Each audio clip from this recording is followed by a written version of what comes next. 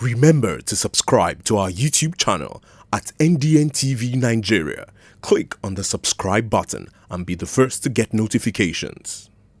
After 5 years of being in the saddle as governor of Cross River State, Professor Ben Ayade recently admitted his failure to transform the lives of Cross Riverians in an emotional speech that has gone viral in the social media.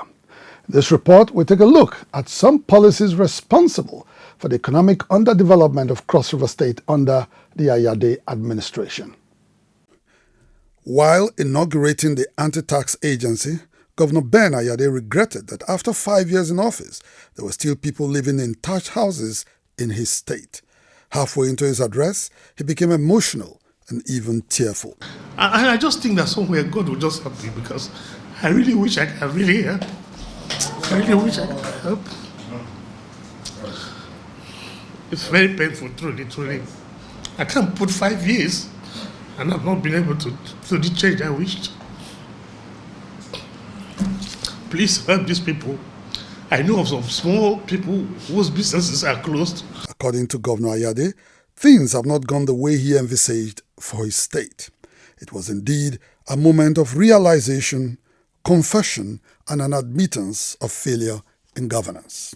Truly, I never knew that 5 years into office as governor, I would still find somebody who could live in a thatched house in Cross River State. I almost cried because I knew how prepared I was, but it didn't end the way I had dreamt for the state.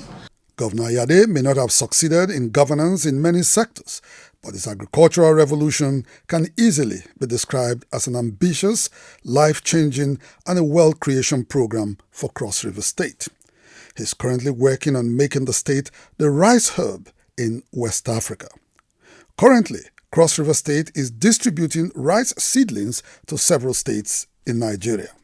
Today we are supplying 17 states, but our capacity to take care of the entire state, it was actually installed and designed to take care of West African demand. Governor Ayade's agricultural program, even at its teething stage, can be described as a revolutionary success. This has earned him the respect of many Niger Deltans and indeed Nigerians. However, that is where Governor Ayade's success story ends. As Ayade himself has admitted, after 5 years, he has not been able to positively transform the lives of some Cross Riverians.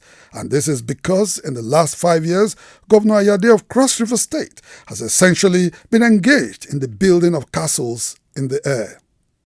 Cross River State, which used to belong to the League of Oil-Producing States, is no more an oil-producing state on account of a Supreme Court judgment that compelled the state to cede its previously owned 76 oil wells to its neighboring state of AKUGHA.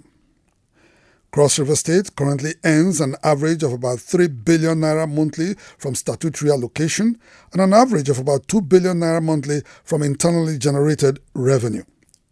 With an average of between 60 and 70 billion naira as annual income, it is rather strange that Governor Ayade keeps on budgeting annually ridiculously high amounts in excess of 1 trillion naira in spite of the fact that his budget performance is always very low because he simply cannot manufacture the funds to finance such outrageous budgets anywhere.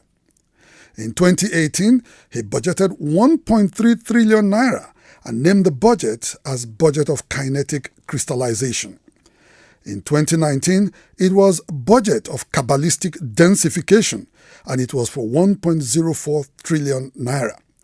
This year, 2020, Governor Ayade presented a budget of 1.1 trillion naira, which he tagged Budget of Olympotic Meristemasis. Apart from the confusing and meaningless budget captions Governor Ayade introduces into his annual budget rituals, he has put on a display of inanity that calls to question the quality of political leadership in the country.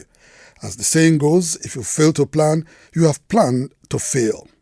A governor without a realistic and at least a partially implementable budget is obviously a governor that has planned to fail. So Governor Ayade, who by implication has planned to fail with his unrealistic and unimplementable budgets to weep openly while admitting his failure as governor of Cross River State after 5 years, is to say the least irksome to most Niger Deltans and indeed Nigerians. Instead of regularly shedding the proverbial crocodile tears over his obvious inability to positively transform the lives of Cross Riverians, Governor Ayade should get together with well-meaning Cross Riverians to think out policies and programs which will influence the preparation of realistic and implementable budgets that can transform the lives of the tax-paying and non-tax-paying citizens of Cross River State. Inside the Niger Delta,